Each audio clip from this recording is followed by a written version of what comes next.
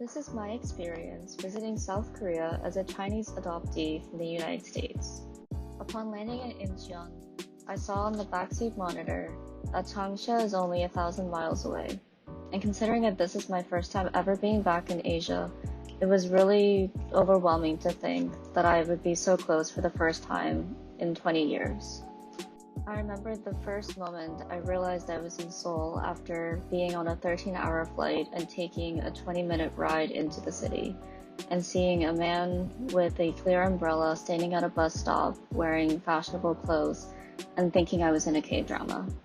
To me, my only consumption of Korean media up until now had been through K-dramas and K-pop, and so to see certain similarities in real life that were actually accurately portrayed in the movies was really cool to see.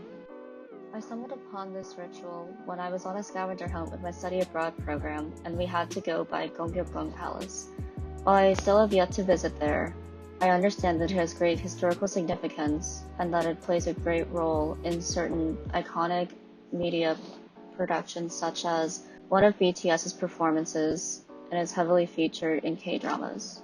Growing up in predominantly white spaces, I've always used to be being one of the minority and also being a tourist. However, being an Asian foreigner here in Korea, I've had the unique lens of blending in while still sticking out.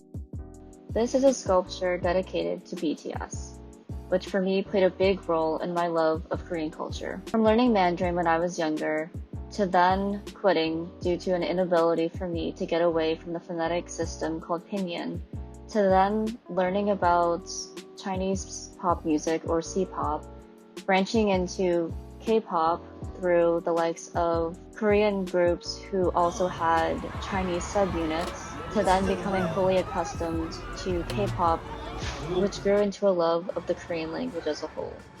But beyond the language, I admire BTS for their artistry and social activism.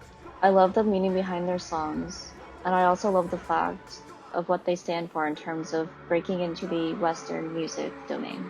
As someone who, as I said, has not grown up with a lot of Asian representation growing up, being able to see solidarity in pan-Asian identities has been really big for me. And while I'm not Korean, being able to be in a country where I predominantly look like everybody else is a very unique experience that I know I will miss when I leave.